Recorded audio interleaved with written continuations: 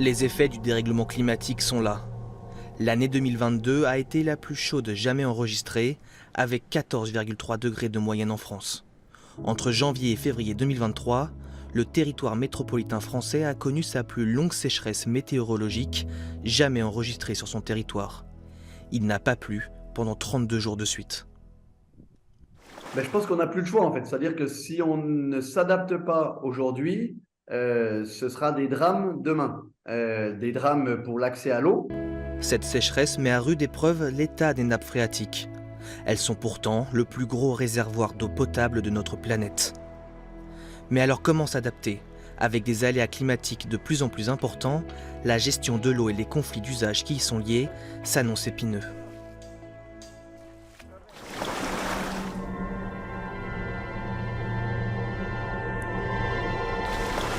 Selon une étude de l'Observatoire européen sur la sécheresse, gérée par la Commission européenne, le continent européen a connu en 2022 une sécheresse historique, la pire depuis près de 500 ans. D'après le rapport, près de 47% du sol européen s'est retrouvé en situation de crise, indiquant que le sol s'est asséché de manière critique. 17% des terres sur le continent européen montraient des signes de stress en raison des fortes chaleurs subies au cours de l'été. Cette année, les conséquences se font ressentir. La situation en France, effectivement, fait que l'on continue à être en déficit hydrique relativement important, de l'ordre de 20 à 30% par rapport à l'année dernière. Pour l'instant, malgré les pluies relativement intenses de ces dernières semaines en France, le déficit lié à la sécheresse pourrait ne pas être couvert. La faute à des précipitations plus faibles, notamment en période estivale, une conséquence directe du dérèglement climatique. Le changement climatique a une influence beaucoup plus marquée et beaucoup plus évidente sur les saisons printanières et estivales, avec une hausse des températures et aussi une pluviométrie plus faible lors de ces saisons-là. Le problème, selon l'Observatoire européen sur la sécheresse, est également profond pour plusieurs régions d'Europe, comme en Espagne et dans le nord de l'Italie. D'autres pays d'Europe de l'Est souffreraient aussi de déficit en eau. La Bulgarie, la Roumanie, la Moldavie et l'Irlande auraient été touchées par des épisodes de sécheresse hivernale cette année. Une problématique mondiale aux lourdes conséquences, notamment pour l'agriculture.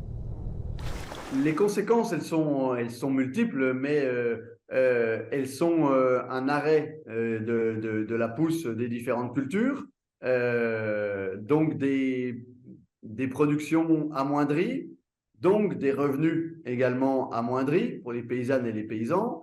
C'est des difficultés par rapport à l'alimentation du bétail. L'eau, en tant que ressource, est impactée par les conséquences du dérèglement climatique.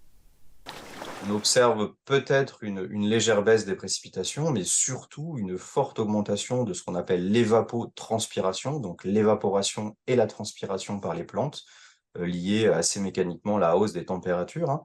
Et donc ces deux phénomènes combinés entraînent une baisse de l'eau disponible, non pas uniquement à cause de la baisse des précipitations, mais vraiment l'effet combiné de la baisse des précipitations, donc l'eau qui arrive, et l'évapotranspiration, donc l'eau qui sort, qui est de plus en plus importante.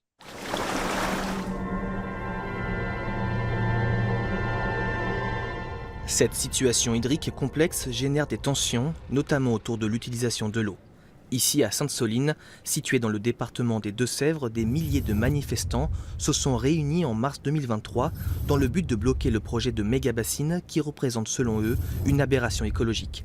Les militants écologistes dénoncent également un accaparement de l'eau par l'agro-industrie. Ces méga-bassines sont destinées à des agriculteurs réunis en coopérative et doivent servir de réserve d'eau pour les cultures en été. Problème, elles ne sont pas remplies grâce à de l'eau de pluie.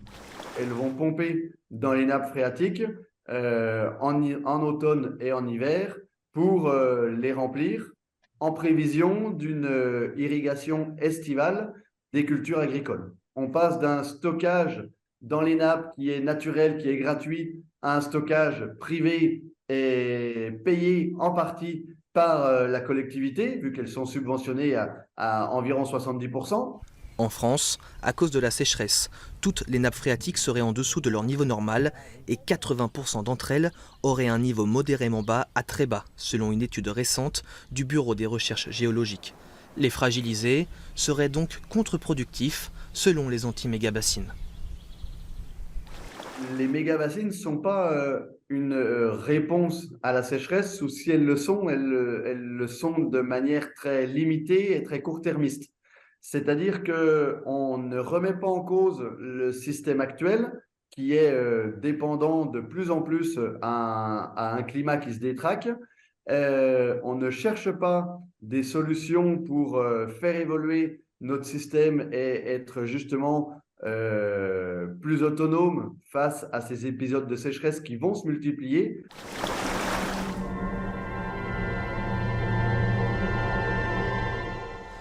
Pour mieux s'adapter justement, les agriculteurs favorisent certaines semences et cultures moins gourmandes en eau, ou encore des céréales comme le sorgho, une plante particulièrement résistante à la sécheresse. Mais il existe d'autres alternatives, conseillées notamment par le GIEC dans son rapport de synthèse publié en mars 2023 pour économiser l'eau.